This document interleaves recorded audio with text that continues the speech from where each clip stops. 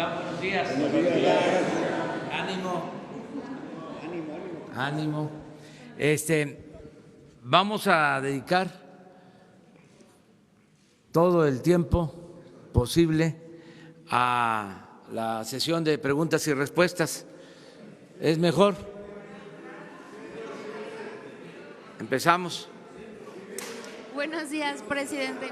Usted va a estar, pero empezamos. Buenos días, presidente. Yo quisiera preguntarle, en estos días hemos estado publicando varios resultados de la Auditoría Superior de la Federación que se dieron a conocer. Entre ellos se detecta que en el Tren México-Toluca hubo un disparo de inversión en costos del 80% y además pues hubo pagos que no están justificados por más de 700 millones de pesos. A ver, en esta nueva etapa de su gobierno, ¿qué diferencia va a haber en estas obras?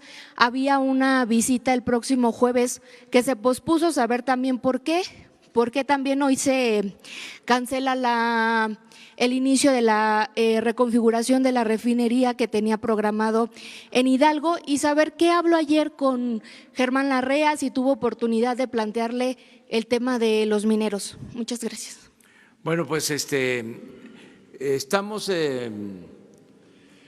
enfrentando lo que es de dominio público, una situación de muchas irregularidades, una herencia de obras inconclusas, de inversiones sin beneficios. Parte de esas obras, que desafortunadamente no es la única, es el tren Toluca a la Ciudad de México, que se estimó en 20,000 millones de pesos de manera original, fue creciendo la cantidad y ahora para concluirlo pues se necesitan alrededor de 15,000 millones adicionales, más lo ya invertido. En total costaría 65,000 millones de pesos, lo que se estimó en 25,000 millones. Pero así está todo. Ayer hablamos también de estas plantas de fertilizantes que compraron, que se comprometieron recursos por alrededor de 2,000 millones de dólares y todavía no operan las plantas porque eran plantas viejas, convertidas en chatarra, además de que se compraron a precios elevados, se destinaron recursos adicionales para rehabilitarlas y no se puede todavía terminar de modernizarlas. Entonces, en todos estos casos vamos a presentar denuncias para no ser nosotros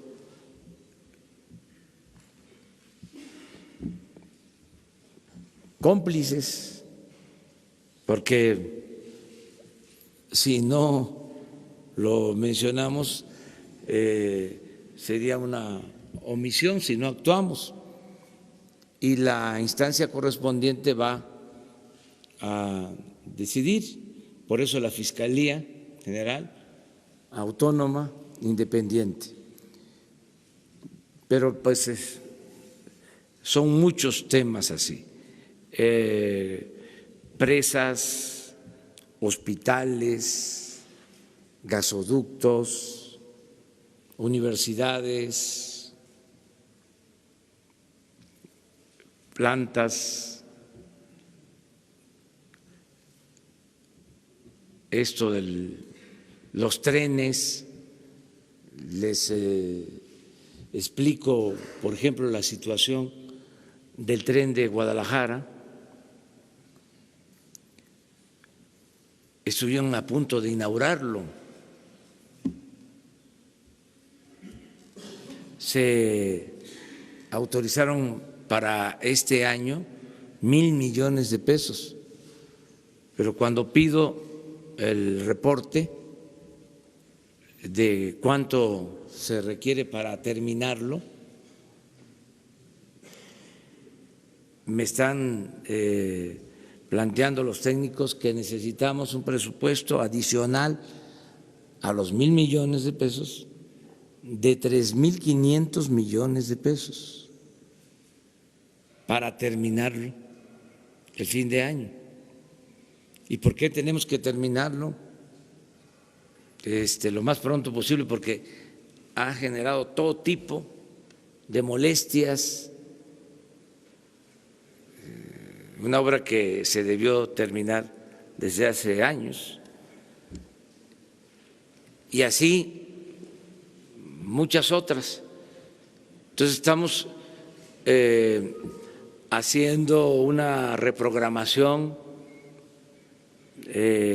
para ir terminando obras en proceso. No nos equivocamos, desde el principio dijimos primero mantenimiento de carreteras, de infraestructura. Afortunadamente se aprobó presupuesto para mantenimiento de caminos y ya tengo el informe que se han licitado el 75% de las obras de mantenimiento a estas alturas. Eso fue un avance. Lo segundo, se le dio importancia a las obras en proceso, pero son tantas que no va a alcanzar el presupuesto de este año. Tenemos que reprogramar la terminación de estas obras. El caso del tren de Guadalajara, pues son 4,500 millones. El caso del tren de Toluca, Ciudad de México, alrededor de 15,000 millones. Entonces, vamos a priorizar. A lo mejor terminamos el de Guadalajara para resolver ese asunto y nos queda el de Toluca a la Ciudad de México para terminarlo en 2, 3 años, en la medida de que se reprograme el presupuesto. Pero eso es lo que se recibió, una situación de mucho tiradero de obra. Se hacían muchas obras para beneficio de compañías constructoras y no se pensaba en el interés general. Pero vamos a salir adelante. ¿Cuál es tu otra? Canceló su visita el próximo jueves. Tengo hoy una reunión para lo del tren precisamente con el secretario de Comunicaciones, con la jefa de gobierno, porque hay un tramo que tiene que ver con la Ciudad de México, donde vamos a tomar ya una definición. Y no tenía caso que yo fuera sin tener todos los elementos, por eso se pospuso. Y la segunda era la reunión que tuvo ayer con algunos empresarios. Vino Germán Larrea, y pudo comentarle el tema de los mineros. No exactamente lo de los mineros, pero sí me reuní con un grupo de empresarios para intercambiar puntos de vista con el propósito de que se invierta en el país, porque necesitamos que haya crecimiento de la economía, necesitamos generar empleos y fue muy buena la reunión. Ellos tienen inversiones en el sector minero, en el energético, tienen inversiones en comunicaciones, el grupo con el que me reuní, y lo voy a seguir haciendo para que se estimule la inversión, que haya confianza y que podamos contar con la inversión privada, nacional y extranjera, porque también debe de quedar claro que no nos alcanzaría la inversión pública para crecer como lo necesita el país. Necesitamos crecer a una tasa promedio anual del 4%, porque no olvidemos que en 36 años la tasa de crecimiento anual ha sido del 2%. En términos generales, en términos reales, prácticamente no ha habido crecimiento, porque si se descuenta el incremento poblacional, es casi cero en 36 años. Entonces, si no hay crecimiento económico, no hay empleos, no hay bienestar, no hay paz, no hay tranquilidad. Yo estoy convencido, seguro, que vamos a avanzar mucho y que va a haber crecimiento económico. Entre otras cosas, insisto, porque no va a haber corrupción, que ese es un ingrediente que impide, cuando hay corrupción se impide que haya crecimiento. O sea, la corrupción impide el crecimiento. O sea, entonces, al no permitirse la corrupción, hay crecimiento. Se los explico de manera sencilla. Los técnicos, los expertos van a las cifras, suele pasar, y dice, la inversión pública en México es de las más bajas del mundo. ¿Y sí? Sí, es de las más bajas, incluso del continente americano. Pero a eso habría que agregar la corrupción. Entonces, si se invierten en el papel 600,000 millones de pesos, en realidad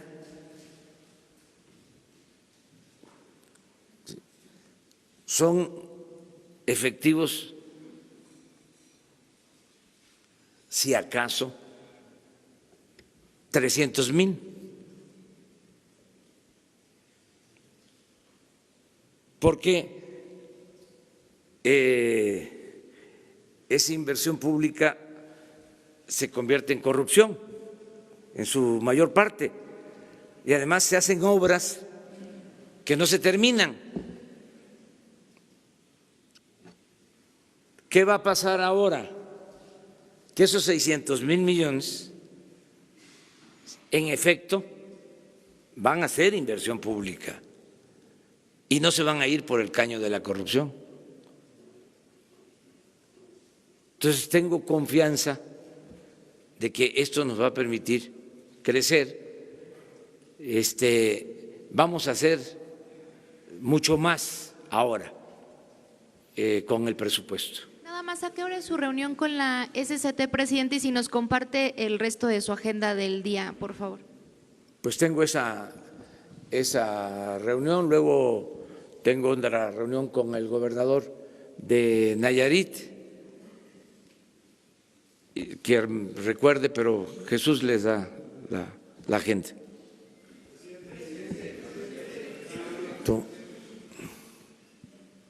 Vamos a 3 aquí, 3 y 3. Buenos días. ¿Qué información tiene sobre los refugios de mujeres en situación de violencia? Porque los recursos federales no están llegando. ¿Hay alguna razón en particular para frenar esta ayuda? También ayer el vicepresidente de Estados Unidos le pide reconocer a Juan Guaidó y en este mismo tema pedirle una opinión de lo que sucedió ayer con el periodista mexicano Jorge Ramos allá en Venezuela. Bueno, gracias. Mire, nada que signifique justicia va a ser hecho a un lado.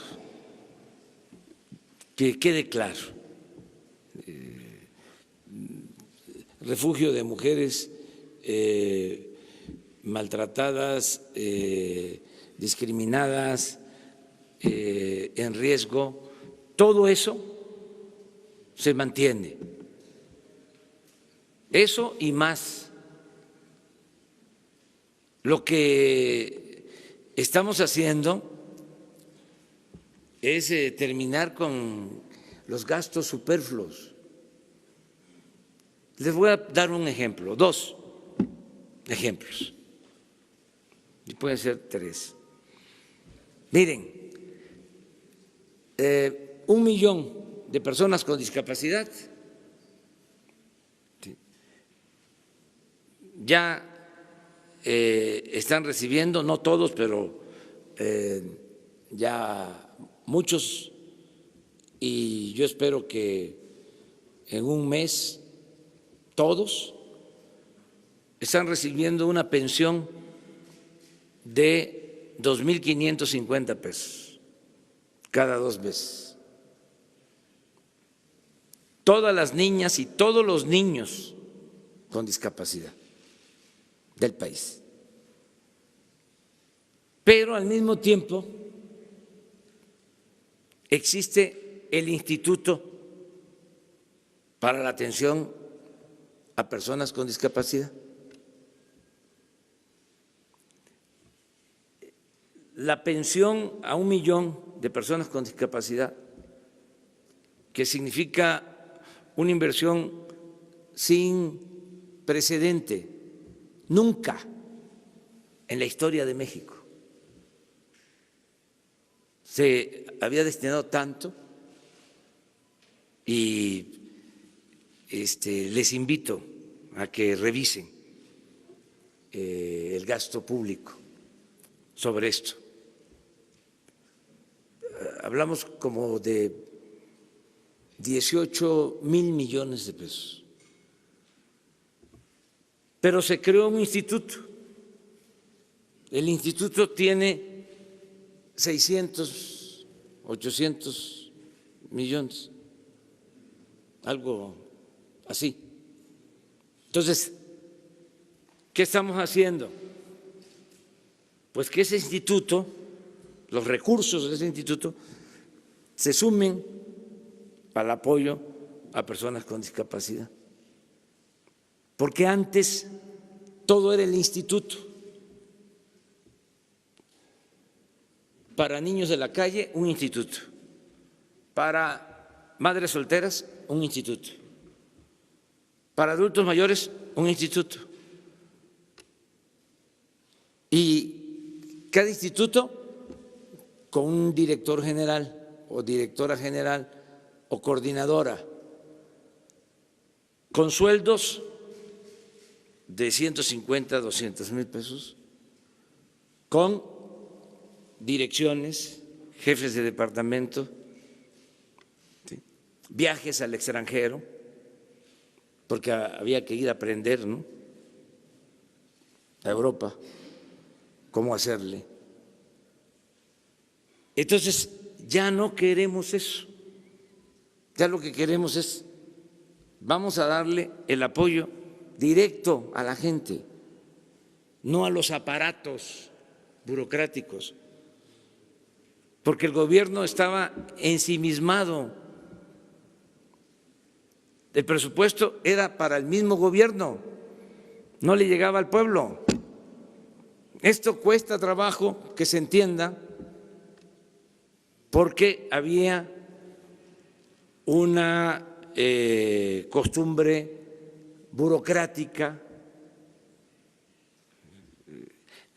simuladora, porque ¿para qué se va a crear un instituto si no se ayuda al que lo requiere? Nada más aparato. Además, porque el neoliberalismo tuvo que ver también con la formación académica, las famosas políticas públicas, se iban al extranjero a tomar cursos y era para eso, para venir a crear institutos, ¿no?, de todo. Al final de cuentas, el que lo necesitaba no recibía nada. Les comentaba yo ayer, antier, organizaciones sociales, organizaciones de la sociedad civil, organizaciones no gubernamentales, recibían alrededor de 30,000 millones de pesos. No, mejor de manera directa. Si el mexicano no es menor de edad, ¿para qué la tutela? ¿Para qué el intermediarismo? ¿Por qué no de manera directa? Y para que le llegue el apoyo y le llegue completo. Es una especie, con todo respeto, de las bolsas de moches que existían. Por eso no les costaba trabajo aprobar el presupuesto, porque a cada diputado le daban para que distribuyera presupuesto. Eso es indebido, es ilegal. Por eso es el gobierno, por eso es el poder ejecutivo. No puede haber un gobierno paralelo. Entonces crearon toda esta concepción de la sociedad civil, también satanizando al gobierno, estigmatizando al gobierno. No, si las acciones se llevan a cabo a través del gobierno, no son eficaces y además se roban todo. Luego entonces, mejor dennos a nosotros el dinero. La política, por ejemplo, de deducir impuestos para fomento del arte, de la cultura, presumir con sombrero ajeno. Una empresa que no paga impuesto, se les regresan los impuestos para que ponga un museo de arte popular.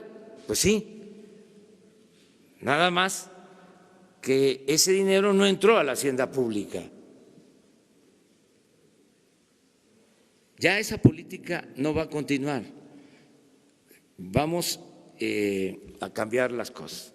Acerca de lo de Venezuela, no quiero meterme en opiniones de ninguna índole.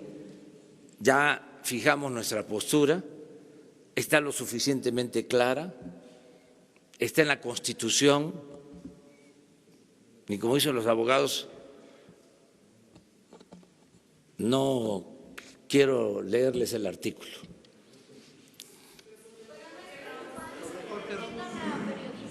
La retención de un ciudadano mexicano no merece que el presidente de la República se pronuncie al respecto. Sí, nosotros somos partidarios de la libertad de expresión, de el respeto que debe de haber para el ejercicio libre del periodismo en México y en el mundo. Eso es lo que puedo señalar. Va a hablar, soy Agustín Velasco de Uno TV, va a hablar con el periodista, lo va a buscar para platicar con él, aunque sea vía Desde telefónica. ahora le expreso mi solidaridad, desde aquí. Lo que no quiero es involucrarme en un asunto que está muy polarizado. No quiero ser candil de la calle y oscuridad de la casa. Quiero primero atender nuestros asuntos, pero además apegarme a la política de principios que siempre se ha aplicado, desde luego, en los mejores tiempos. Sí. Aquí sí rectifico, no siempre. La política de no intervención y autodeterminación de los pueblos y solución pacífica de las controversias. Entonces, no quiero meterme en esto, es muy claro. México va a ser respetuoso de la decisión que tomen otros pueblos y otros gobiernos. A nadie nos gusta que nuestros vecinos o quienes viven en la colonia se metan en los asuntos de nuestras familias, que se metan a nuestras casas. Y no olvidemos, el respeto al derecho ajeno es la paz. Presidente. Ahora, ¿quiénes somos nosotros para entrometernos y juzgar sobre lo que sucede en otro país? Presidente, ¿qué pueden Es que- esperar? ¿Qué pueden esperar los mexicanos que se encuentran en Venezuela de su Todo gobierno? nuestro apoyo, eso es distinto. Todo nuestro respaldo y esperemos por eso de que se solucionen los problemas de manera pacífica, que no haya violencia. Somos partidarios de la no violencia y no quiero hablar más.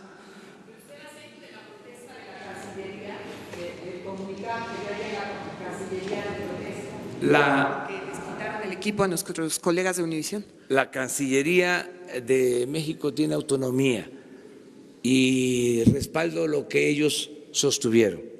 Usted también exige que le regresen las Sí, cámaras y el equipo. lo que pidió la Cancillería mexicana, pero no voy a abordar más sobre el tema, porque me metería yo a un terreno que no nos corresponde. Pero sí ratifica la protesta de la Cancillería. Sí, sí lo hizo nuestra Cancillería. Lo que sucede es de que nosotros le tenemos mucha confianza a Marcelo Ebrard, secretario de Relaciones Exteriores, y en este caso las opiniones de la Cancillería se apegan a la política que mantenemos y no hay ningún problema. No, no, le pedía al gobierno de México que ya se reconozca a Guaidó. nosotros mantenemos una relación de respeto con el gobierno de Estados Unidos. No hemos tenido ningún tipo de presión. Y a ver, voy a decir algo importante.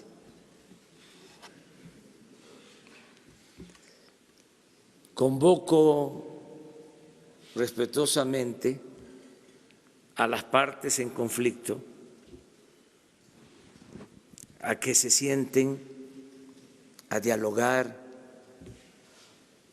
y a buscar una salida pacífica. Eso sí lo puedo hacer porque nuestra Constitución habla de la solución pacífica en controversias. A eso convoco, no a la polarización, no a la confrontación, no a la manipulación, mucho menos a la violencia. Entonces, esa es mi postura: solución pacífica al conflicto mediante el diálogo. Y agrego algo más para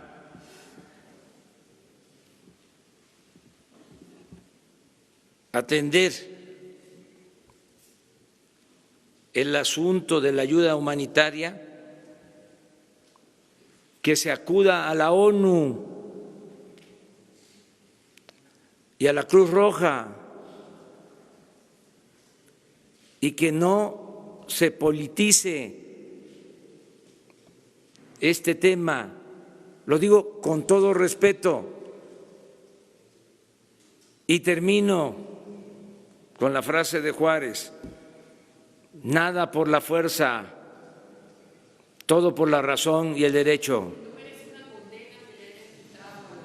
Ya estoy expresando, pero ni siquiera me gusta la palabra condena.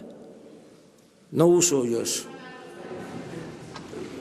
Una manifestación de protesta, pero esos términos polarizan. Ni cuando era yo opositor los usaba.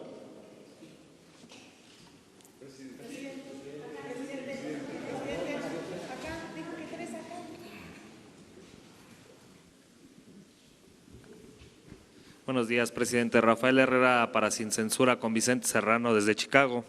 Presidente, no sé si usted esté enterado de lo que circula en redes sociales, pero toma fuerza la idea de bonos para rescatar a Pemex. ¿Existe algún mecanismo para que los mexicanos inviertan en Pemex? Y en ese sentido, presidente, también hay un gran pedido de muchos mexicanos en Estados Unidos para que se les permita invertir por medio de préstamos hipotecarios de Infonavit. ¿Se puede? ¿Se ha hablado de esta posibilidad? Y por último, y si me permite, usted, presidente, se comprometió hace 3 semanas con el titular de Sin Censura, Vicente Serrano, a presentar un plan de apoyo a los migrantes en el extranjero. Hace una semana usted me dijo que las semanas pasadas iba a presentar este plan, pero pasó la semana y no se presentó. ¿Nos podría adelantar, presidente, si ya tiene algún avance de inversión, una cifra de inversión, y cuáles van a ser las prioridades de este plan?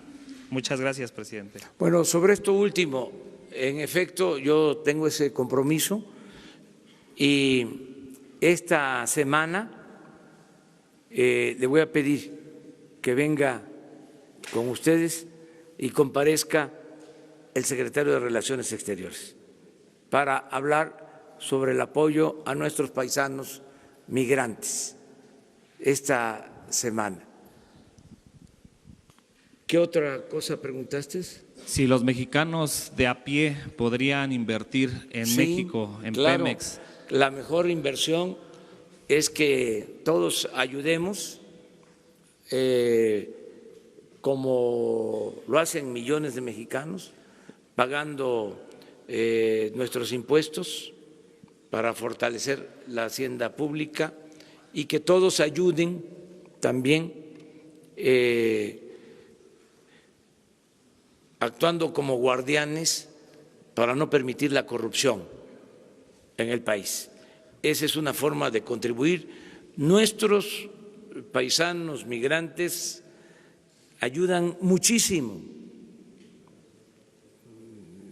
envían cada año a sus familiares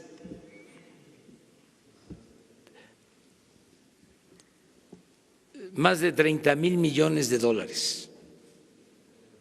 Es la fuente principal de ingresos que tiene nuestro país.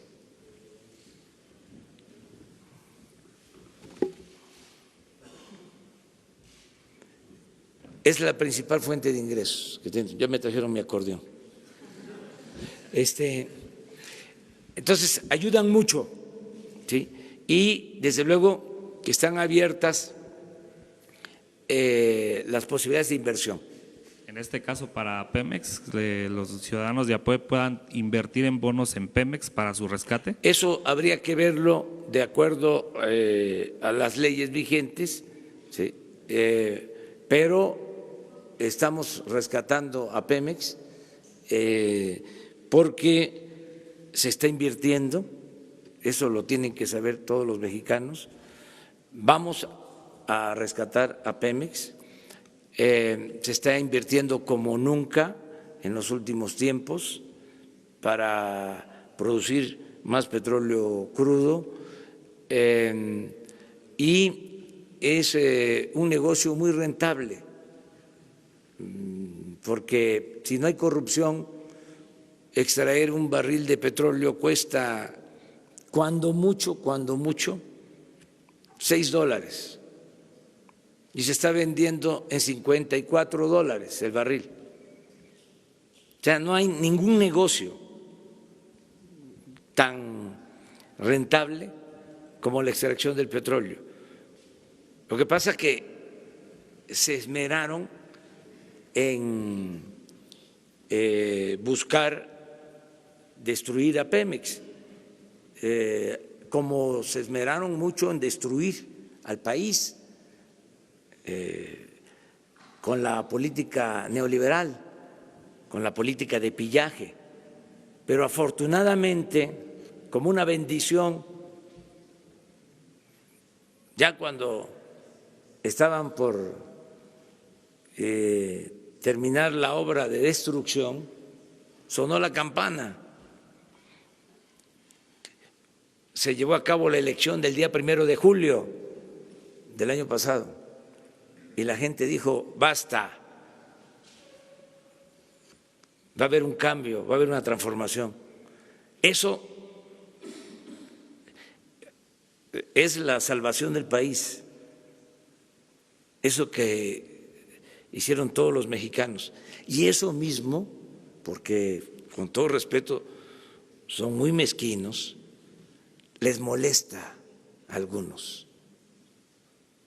Por eso apuestan a que fracasemos, se van a quedar con las ganas. Ese sí es un desafío, es un reto. Vamos a rescatar a Pemex y vamos a rescatar a México.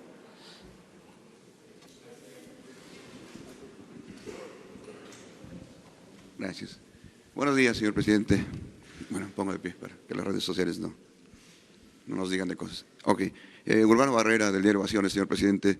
3 preguntas. La primera, entendemos las variaciones en el costo de la gasolina, pero quisiéramos que se le dijera a la sociedad si está comprando la gasolina a mejor precio, sin moches, sin corrupción, si está limpiando toda la cadena, ¿por qué para usted el incremento en el combustible, en la gasolina? La segunda, ya casi está lista la Guardia Nacional, está perfilado todo el esquema de seguridad y se va a apoyar a la seguridad pública.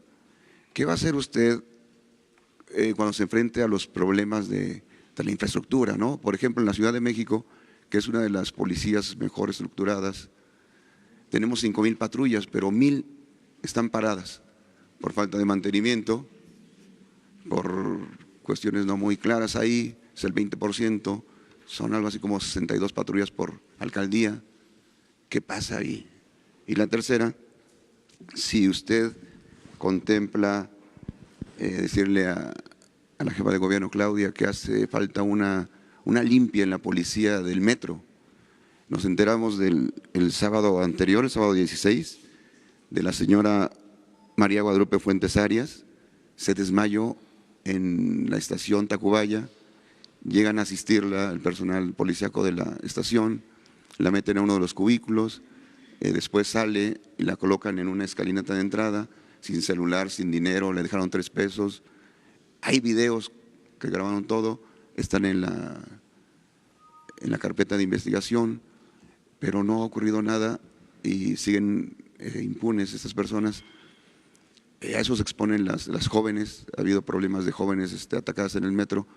Es necesaria una limpia. ¿Qué le podría decirle a la jefa de gobierno? Esas 3 cuestiones, señor presidente. Gracias. Miren, es muy buena pregunta lo del aumento en el precio de la gasolina, porque me sirve para informar en general y contrarrestar malos entendidos y la mala fe también de nuestros adversarios. ¿Qué ha pasado en el tiempo que llevamos con el precio de las gasolinas y del diésel? Ha habido un aumento en la gasolina magna y una disminución en la premium. Le estoy dando a conocer esto que considero importante. De acuerdo al precio que Pemex vende a los expendios, esto puede significar más o menos de conformidad con el margen de utilidad que tengan los concesionarios, pero el precio base en el tiempo que llevamos ha aumentado en la gasolina magna y ha disminuido en la premium. De todas maneras, yo tengo un compromiso que voy a cumplir para que se sepa. No va a aumentar la gasolina, ni el diésel, ni el gas, ni la luz en términos reales. Si se está dando este aumento, estamos esperando el momento para hacer un ajuste, para cumplir el compromiso. ¿Qué significa? La gasolina no va a aumentar arriba de la inflación, nunca, ni el diésel, ni el gas, ni la luz. Y digo esto porque en mis giras, en algunos casos me muestran recibos de luz que vienen por arriba de lo normal. Y ya di instrucciones para que se revisen, porque no quiero de que al interior del gobierno los que tienen que ver con esto nos estén jugando chueco para provocar inconformidad con la gente. Entonces, decirle a la gente que voy a cumplir con el compromiso de que no aumenten los precios de energéticos en términos reales. Voy a cumplir eso. Acerca de lo de la Guardia Nacional, es una muy buena pregunta. Hoy trabajamos sobre eso. Les puedo decir ahora con más información, con más elementos. El pueblo de México no tenía protección. No habían elementos del gobierno federal encargados de la seguridad pública. se reducía a 18,000 elementos de Gendarmería y de la Policía Federal, que además tenían otras encomiendas. No había protección para garantizar la seguridad pública. Por eso lo de la Guardia Nacional es un avance, porque este año vamos a contar, para empezar, con 80,000 elementos. El año próximo va a aumentar a 100,000 y vamos a tener en el 2021 125,000 elementos en 266 coordinaciones territoriales. Ya estamos trabajando con ese propósito y eso me da mucha tranquilidad porque vamos a poder resolver el problema de la inseguridad y de la violencia. Acerca de abusos que se cometen, pues tiene que actuarse castigando esos abusos. No van a dejar de haber estas actitudes corruptas, indebidas, pero no permitirlas, que no haya impunidad. Eso es lo que puedo contestarte. Lo mismo, o sea, que se regularicen las cosas. Buenos días, señor presidente. Ricardo García, de Revolución 3.0. Dos preguntas. Primero, el día de ayer fue nombrado José Antonio Meade para laborar en un banco.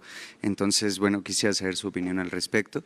Si así como en la semana pasada podría haber señalamientos de conflicto de intereses, puesto que él ha laborado en el servicio público durante muchos años.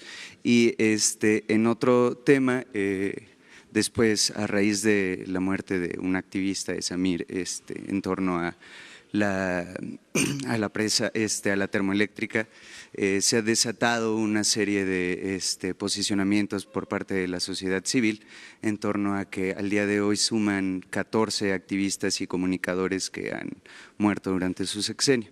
Saber si se está trabajando en una ley o una modificación a la ley de protección de defensores y periodistas, porque muchos de ellos inclusive estaban bajo la protección de ese mecanismo federal cuando pues ocurrió su muerte. Muchas gracias. Sí,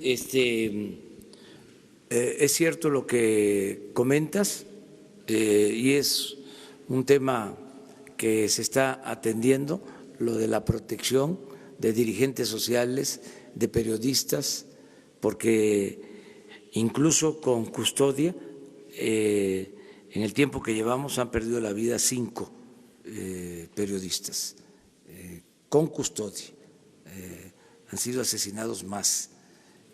Estamos atendiendo esto, es parte de lo mismo, de la descomposición en que está el país y la falta de protección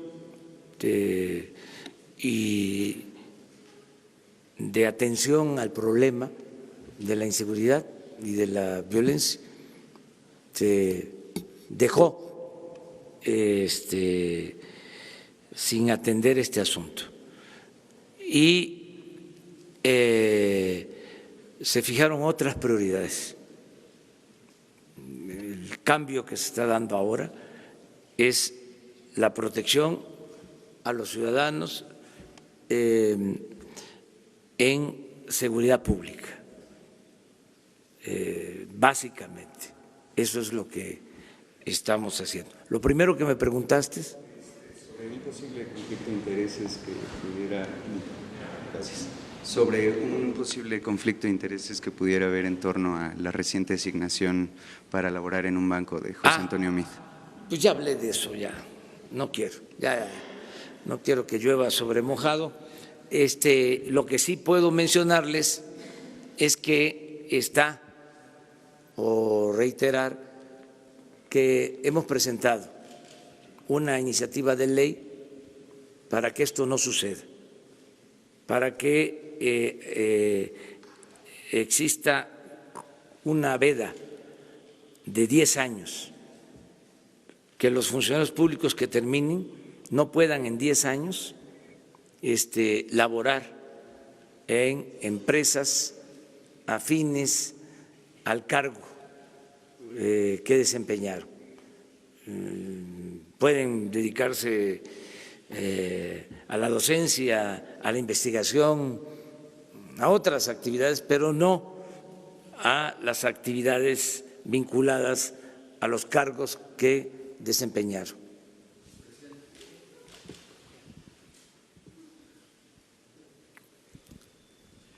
¿Qué tal? Alberto Rodríguez, de SDP Noticias. ¿Tiene alguna opinión sobre este grupo que se anunció el fin de semana de Yo Sí Quiero Contrapesos, en el cual hay perredistas, panistas, activistas, que pues, como su nombre lo indica, quieren hacer un contrapeso al gobierno federal, si bien no queda claro a qué se refieren con contrapeso, si es que van a buscar formar un partido político, solo van a estar escribiendo en medios contra usted?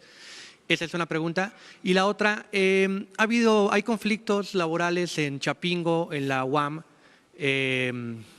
La rectoría de la UAM sigue firme en que solo les va a dar 3.35% de aumento salarial, pero los sindicalizados se están quejando de que a lo mejor en este sexenio no se ha procurado que se eleven los salarios de los docentes, de los trabajadores de este sector. No sé si también tengo una opinión.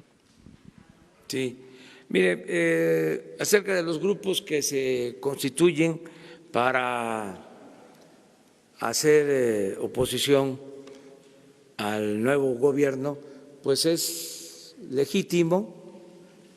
Nosotros garantizamos el derecho a disentir.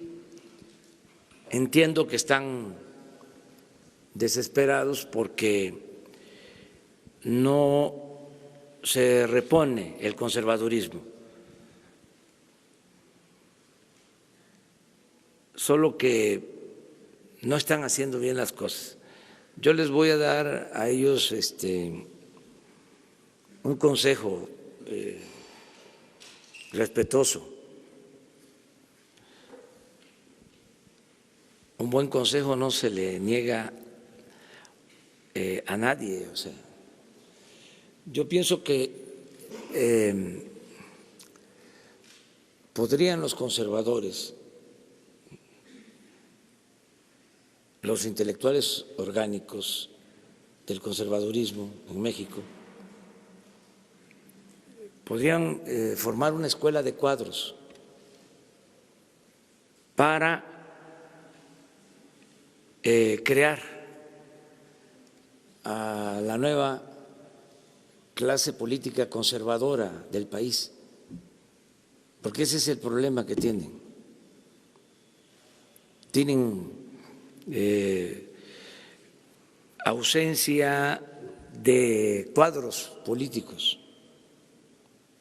Entonces se desesperan y reúnen agentes, ¿no?, afines, los meten en un grupo, luego hasta ellos mismos dicen: yo no fui consultado, yo no estoy en ese grupo, pero es parte de la desesperación. Hay muy buenos intelectuales de derecha, conservadores, incluso con apariencia de liberales. Entonces, podrían ellos hacer una escuela para tener a los políticos del conservadurismo, como ha sido siempre. Siempre ha habido un agrupamiento político liberal y un agrupamiento político conservador. Entonces, yo lo veo bien eso, o sea, que se reagrupen. ¿Qué sucede? De que están atravesando una crisis y se están precipitando pensando que de la noche a la mañana pueden crear un grupo. No, tienen que formar cuadros, no sacar la nota, ¿no? Ya se reunieron tantos y van a hacer contrapeso, pero eso es muy ficticio, pues. Es como para decirles ternuritas. ¿Cree que Ricardo Anaya está detrás de esta formación? ¿Cómo? ¿Cree usted que Ricardo Anaya está detrás de esta formación? No, él podría estar en la formación, pero ellos hay escritores en la prensa fifí, en la academia, gente de derecha, de conservadores, pues, que es evidente que no les gusta lo que está sucediendo en el país, no nos ven con buenos ojos, están en contra de nosotros, pero bueno, todo eso es permitido, es parte de la democracia, es el derecho a disentir.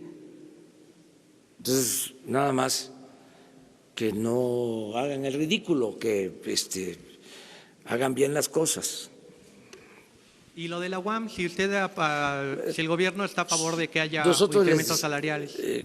Cumplimos a las universidades con el compromiso de que cuando menos iban a tener el mismo presupuesto más inflación. Incluso hubo un error al principio en el manejo del presupuesto y luego yo acepté públicamente de que se les estaba dando menos y se les dio un presupuesto adicional. Pero tiene que ver con la política de cada universidad y ser respetuoso de las autonomías.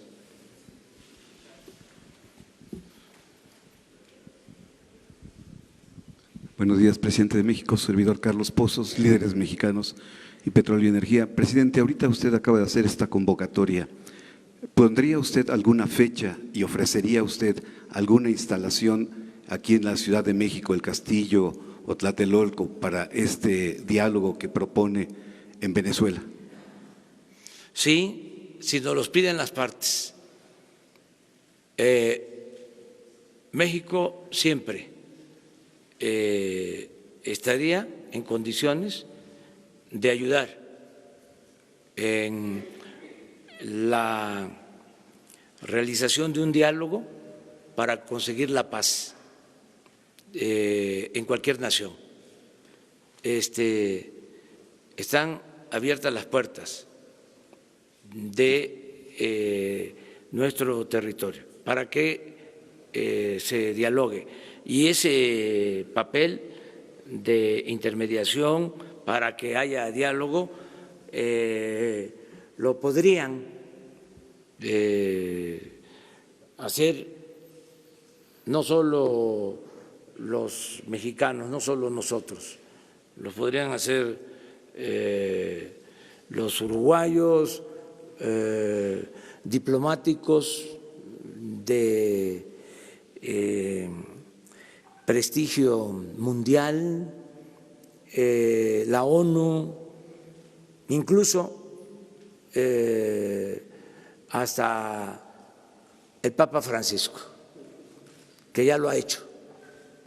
O sea, acuérdense de que hubo un acercamiento durante el gobierno del presidente Obama con el gobierno de Cuba y participó el Papa Francisco en el logro de ese diálogo. Y lo mismo para el caso de Colombia, en un acuerdo de paz. Entonces, sí hay forma de que se busque una salida pacífica al conflicto de Venezuela y es cosa de que las partes muestren voluntad para eso. Esa es una de las razones por las que nosotros no queremos tomar partido, porque si todo el mundo se dedica a condenar a una o a otra de las partes, pues entonces no va a haber política. ¿Para qué se fundó la política? ¿Para qué se creó la política? ¿Para qué es la política, entre otras cosas? Para evitar la guerra. Y más la diplomacia. Entonces, ¿qué vamos a estar aquí o en cualquier otro lugar con dimes y diretes, a favor, en contra, polarizando? Yo creo que si nos importan los pueblos, ¿sí?, hay que actuar con responsabilidad, no en función de la carga ideológica o de los intereses hegemónicos, sino en función del interés general y del interés de los ciudadanos de manera auténtica, de manera real, no utilizar pretextos que no tienen que ver con el sentido común. A veces yo no me puedo meter, tengo que estar ahí en el límite, ¿no? Pero hay cosas que ofenden la inteligencia, de veras.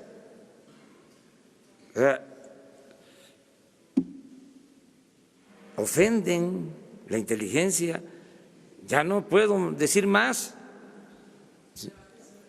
Me refiero a algunos pronunciamientos,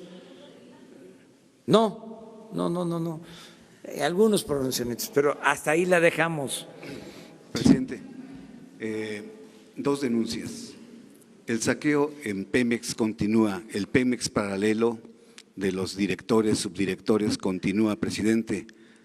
Le quiero decir que la empresa DMI Ingenieros y Petroquímica del Golfo con Clariant están poniendo en riesgo la estimulación para incrementar la producción de crudo pesado y llegar a los objetivos que usted ha señalado. Hasta el día de hoy también, señor presidente, en Houston, hasta hoy en la mañana funciona la oficina PPI, que es Pemex Procurement International, con 90 personas y continúan haciendo sendos negocios para que usted lo tome en consideración. Y mi segunda pregunta, presidente, las cifras de turismo han caído. ¿Qué va a hacer el gobierno sin promoción turística en el extranjero? ¿Cómo atraer esa inversión para atraer turismo y sea el motor del desarrollo económico también? Bueno, acerca de lo último, todas las embajadas que tiene México en el extranjero van a ayudar en la promoción turística.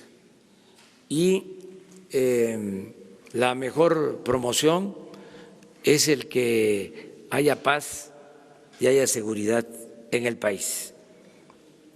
Lo que afecta más el ingreso de turistas es el ambiente de inseguridad. Entonces nosotros pensamos que vamos a resolver esto, va a haber paz, va a haber tranquilidad y van a llegar muchos turistas. Ya no hay el fondo del turismo porque había, vamos a decirlo físicamente, técnicamente, en el marco de la jeringonza neoliberal, había opacidad. Entonces, eso ya se termina.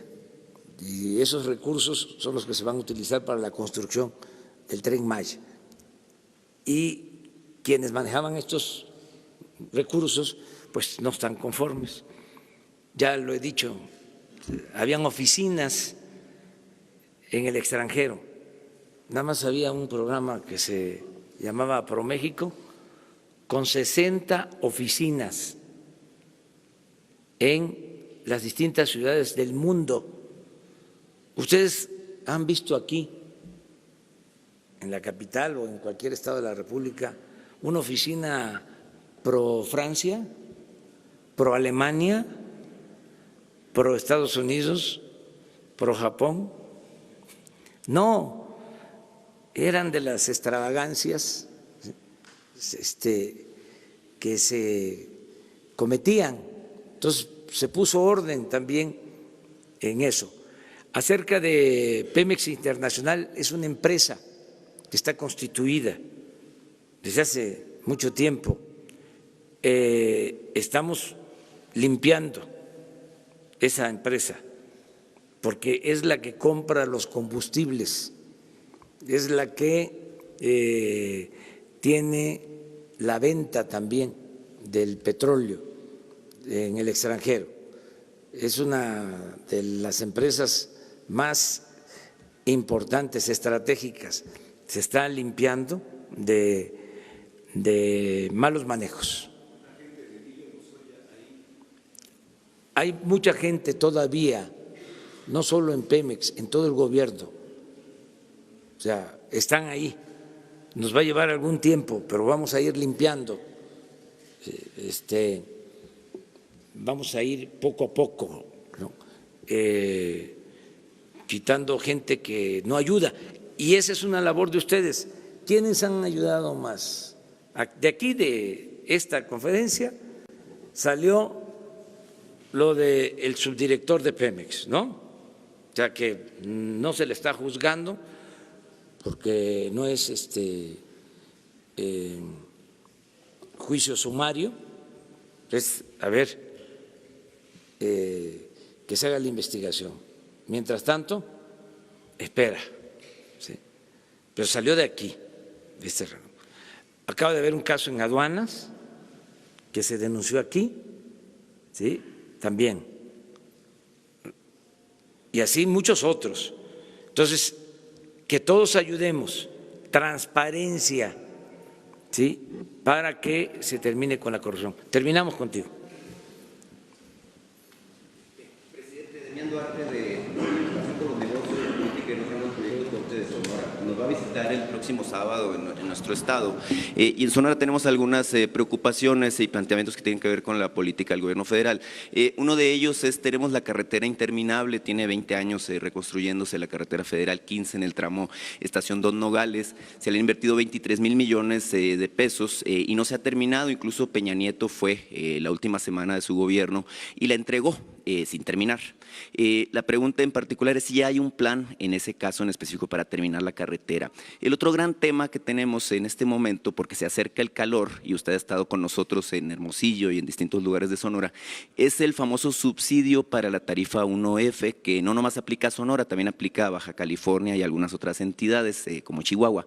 Esto cuesta para el caso de Sonora 301 millones de pesos que aporta en buena parte la Secretaría de Hacienda. Preguntar si hay una determinación al respecto. Y la tercera y última, si es tan amable, señor presidente, tenemos una situación de inseguridad que nos preocupa mucho a los sonorenses en el sur del estado, particularmente en Ciudad Obregón, y se contagia continuamente a Empalme y a Guaymas con situaciones, válgame, pues de muertos casi de manera cotidiana. No se incluyó a Sonora ni a esta región entre las zonas de seguridad prioritarias, las 17 que definieron. Si hay un plan, porque incluso la gobernadora Pavlovich ya ha pedido que se considere esta región en específico por el problema que tiene. Muchas gracias, presidente. Sí, mira, muy importantes, puntuales tus tres preguntas. La primera, tengo el informe que la carretera la vamos a concluir en el mes de mayo. Sí. No quiero decir para abril o para mayo, pero el ingeniero Cedri acaba de estar en la revisión de el tramo que nos falta de concluir, que es el de Santana Nogales. Es ahí donde tenemos más problemas. Pero según su informe, en mayo se termina esta carretera, que es muy importante, atraviesa prácticamente todo Sonora. Es una carretera de concreto y sí, con un costo estimado de alrededor de 23, 25 mil millones de pesos. Esa es su primer pregunta. Ahora mismo voy a hablar con el ingeniero Cedri para que se cumpla con esto. Lo segundo, en Sinaloa me hicieron el mismo planteamiento sobre la temporada de calor y el subsidio que Hacienda destina para la energía eléctrica. Lo estoy revisando, este asunto, pero el propósito es que no se afecte a la población, que lo que ya es un compromiso del gobierno se mantenga. De todas maneras, lo voy a revisar, me lo han planteado en el norte del país, me lo plantearon, repito, en Sinaloa y ahora me lo planteas tú de Sonora. Sobre lo tercero, en efecto, de Sonora la zona con más violencia es el sur, de Cajeme, desafortunadamente, y no se incluyó en las primeras regiones prioritarias porque se hizo una revisión y aunque hay violencia en Cajeme, la situación de las 15 regiones que se seleccionaron es todavía peor que lo que sucede en Cajeme. Por ejemplo, yo les comentaba aquí que se seleccionó Tijuana porque teníamos hasta 20 homicidios diarios. Entonces se tuvo que actuar de inmediato y así se hizo la selección. Pero muy pronto ya vamos a atender 150 regiones del país con la Guardia Nacional. Yo espero que ya se apruebe la Guardia por la Cámara de Diputados, que nos ayuden en los congresos locales, porque es una reforma constitucional que requiere de la mayoría de los congresos locales en su aprobación, pero ya tenemos el plan y ya se autorizaron los recursos, el presupuesto para la Guardia Nacional. Y de esta manera vamos a estar en mejores condiciones de atender la demanda de seguridad en Sonora y en todo el país. Muchas gracias.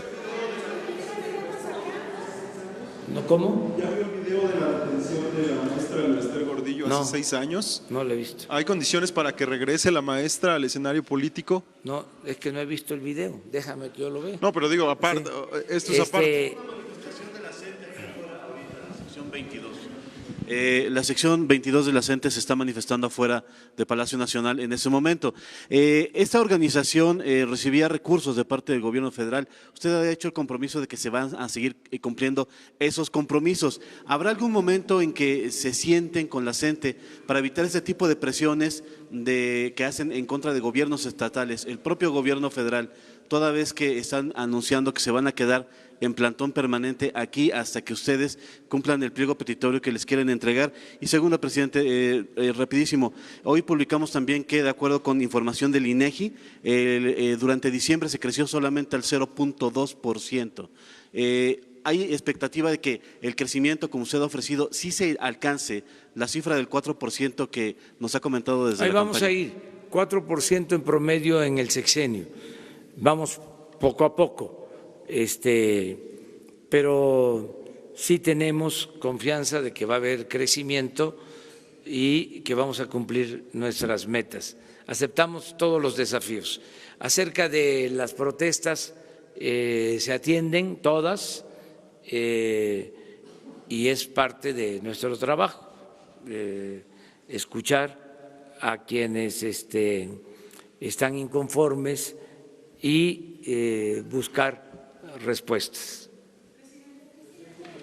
Una ya, ¿no? A ver tú. Buen día, presidente Andrés Manuel López Obrador. Soy Dalirio Oropesa de Pie de Página, piedepagina.mx.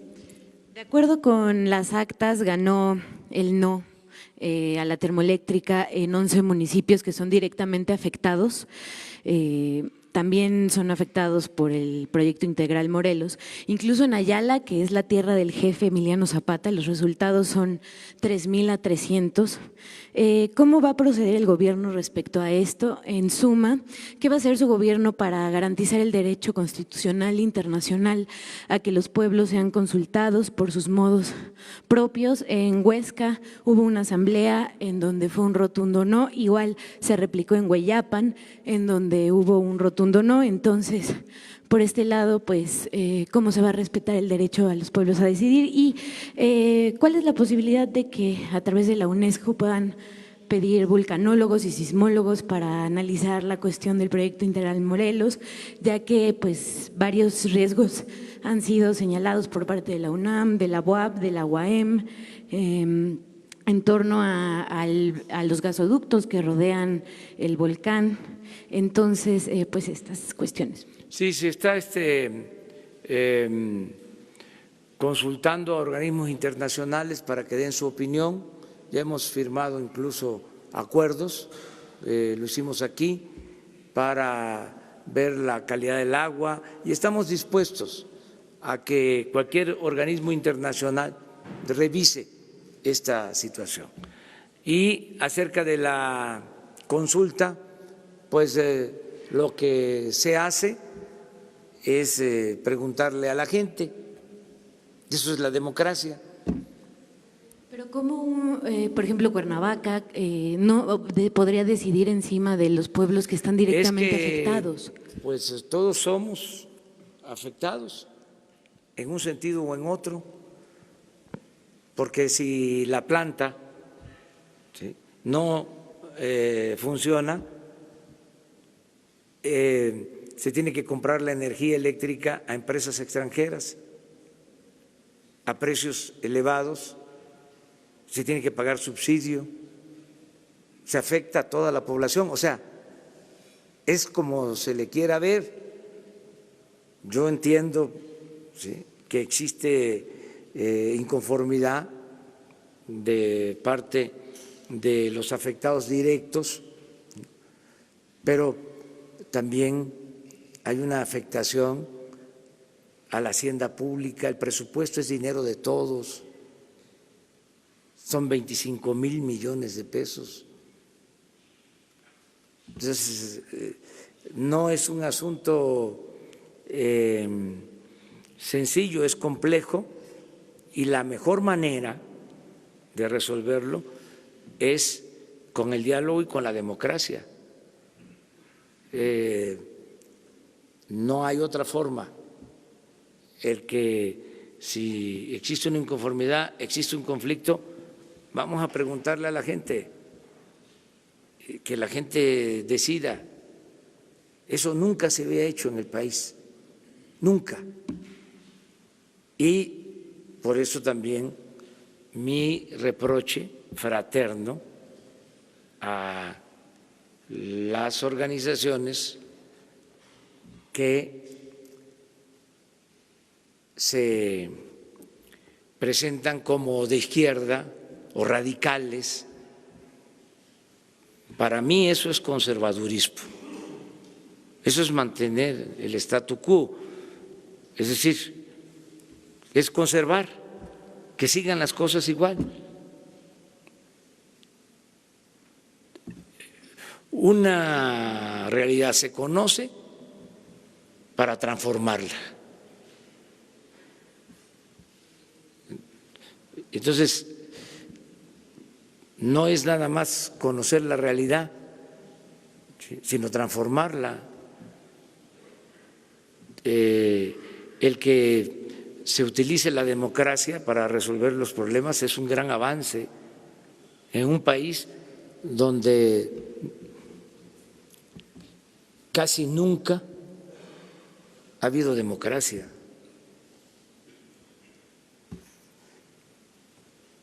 Es importantísimo el que, por ejemplo, no haya represión, el que hayan intentado frenar la consulta con actitudes antidemocráticas, de provocación, a quemar urnas, y que se haya actuado con tolerancia, con respeto, se haya permitido la libre expresión y además que ya se sepa, nosotros no vamos a reprimir al pueblo, no somos iguales, se van a quedar también con las ganas, porque ¿qué quieren los extremos?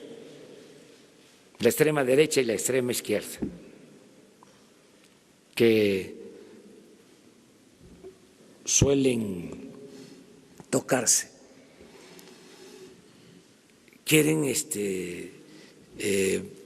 vernos a nosotros convertidos en lo mismo. ¿Cuánto tiempo estuvieron diciendo?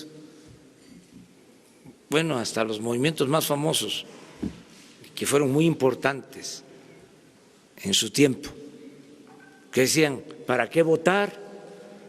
¿Cómo van a estar buscando votar por ellos si son lo mismo? Tuve que decir que no nos podían meter a todos en el mismo costal, que a mí me podían llamar peje, pero no era lagarto, ¿sí? Pero su planteamiento era ese, y por eso no llamaban a votar. Sí. Bueno, hubo una expresión de que representábamos el fascismo y nunca se han retractado, nunca han dicho absolutamente nada. Entonces, no votar fue siempre, ¿no? Y portarse bien con los gobiernos de derecha. Y ahora llegamos nosotros y como dice la canción de Calle 13, ¿no? Todos a portarnos mal. Bueno, ya, hasta luego.